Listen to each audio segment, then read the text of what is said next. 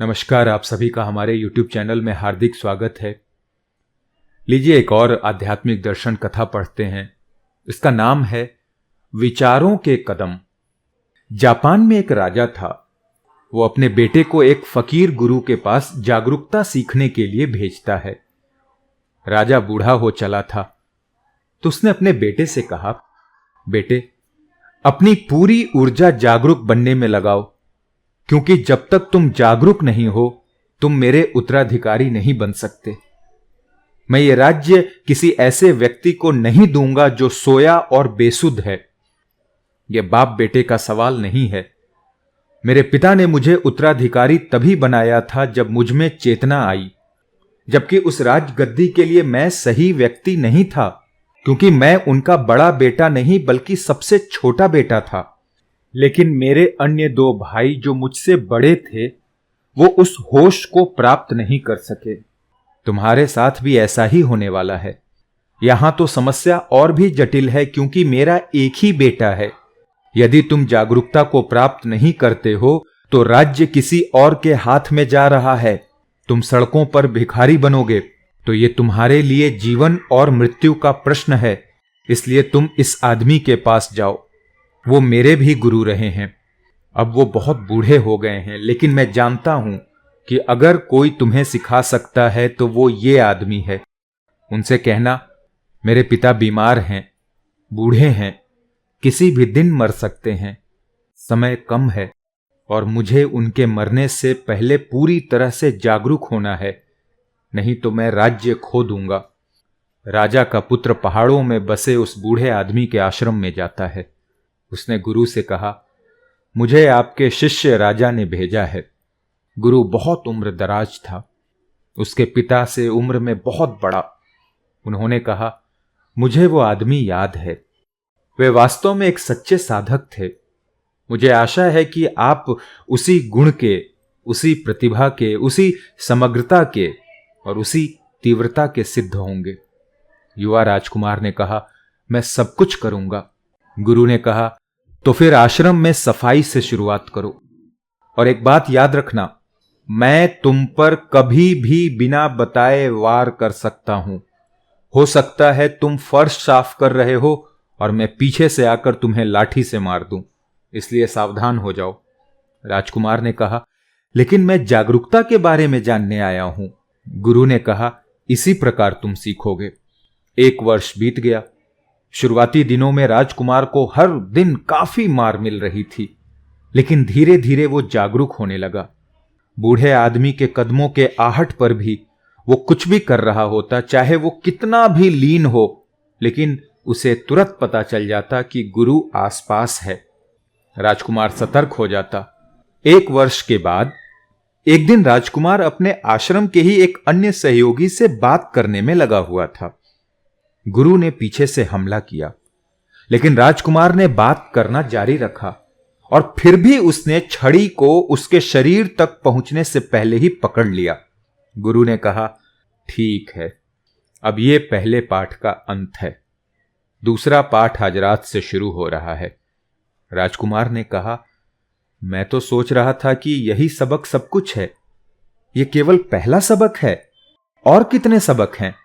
बूढ़े ने कहा, यह आप पर निर्भर करता है। दूसरा सबक यह है कि अब जब तुम सो रहे हो तो मैं तुम्हें मारूंगा और तुम्हें नींद में सतर्क रहना होगा। राजकुमार ने कहा, हे भगवान, नींद में कोई कैसे सतर्क हो सकता है? बूढ़े ने कहा, चिंता मत करो, मेरे हजारों शिष्य इस परीक्षा में उत्तीर्ण हुए हैं। आपके पिता भी इस परीक्षा में पास हुए थे। यह असंभव नहीं, यह मुश्किल है, लेकिन ये एक चुनौती भी है। और उसके बाद लगभग हर रात कभी 6 बार, कभी 8, कभी 12 बार उस राजकुमार को मार पड़ती थी। नींद मुश्किल हो गई थी, लेकिन 6 महीने के अंदर ही उसने अपने भीतर एक खास जागरूकता का अनुभव किया। और एक दिन जब गुरु उसे मारने ही वाले थे, तो आंखें बंद किए हुए ही राजकुमार ने कहा, परेशान मत होइए, आप बहुत बूढ़े हो चुके हैं। आप इतनी परेशानी उठा रहे हैं, ये मुझे कष्ट देता है। मैं जवान हूं, मैं इन मारों से अब बच सकता हूं। गुरु ने कहा, तुम धन्य हो, तुमने दूसरा पाठ पास कर लिया है, लेकिन अब तक मैं सिर्फ लकड़ी के छड़ी के साथ मारपीट कर रहा हूं। तीसरा सबक यह होगा कि मैं कल सुबह से असली तलवार से मारना शुरू करूंगा। सतर्क रहना। बस एक क्षण की बेहोशी और तुम समाप्त हो गए। सुबह सुबह गुरु बगीचे में बैठ जाते थे।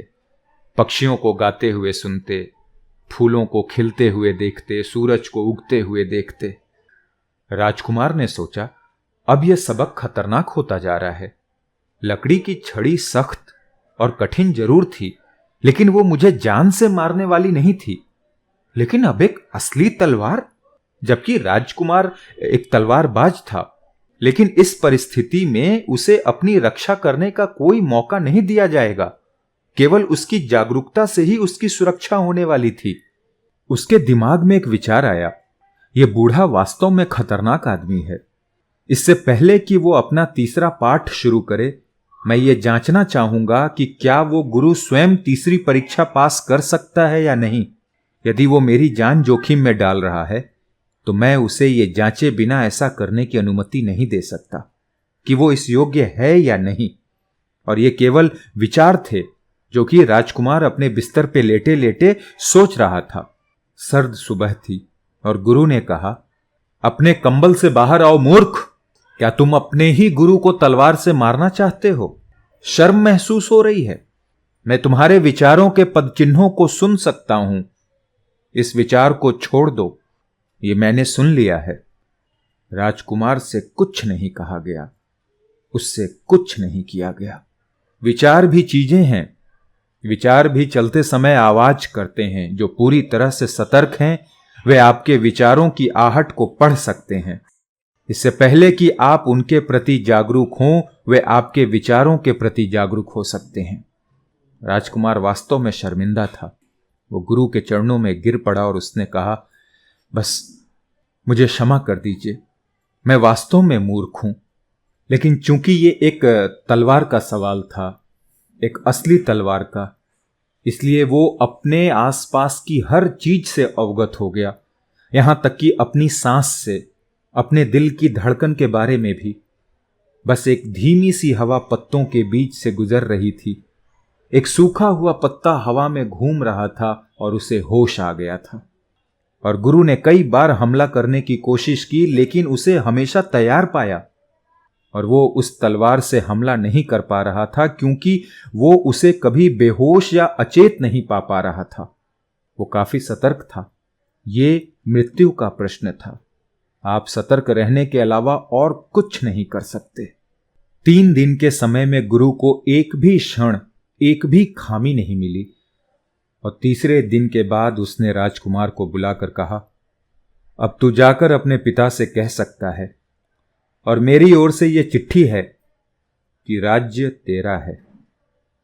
धन्यवाद। देखिए, जागरूकता अधिक से अधिक जागृत होने की प्रक्रिया है। बहुत अच्छी सीख थी इसमें। शिष्य गुरु को आजमाना चाह रहा था कि वो परीक्षा लेने लायक है कि नहीं। गुरु ने उसके सिर्फ विचारों की ही आहट पकड़ ली। सिर्फ मार, छड़ी से मार या तलवार से मार नहीं, उसने उसको विचारों से भी हमला करने की कोशिश की शिष्य ने, और गुरु ने विचारों को भी पकड़ लिया और गुरु ने अपनी महत्वता बता दी और विद्यार्थी भी सचेत रहने लगा। तो हम भी अपने जीवन में यही कर सकते हैं। यदि आप जागरूक रहेंगे तो हो सकता है कि कई आने वाले खतरों को आप पहले ही भांप सकते हैं। तो हमें भी यही सीखना है कि ज़्यादा से ज़्यादा कैसे जागरूक बने। धन्यवाद। जय हिंद।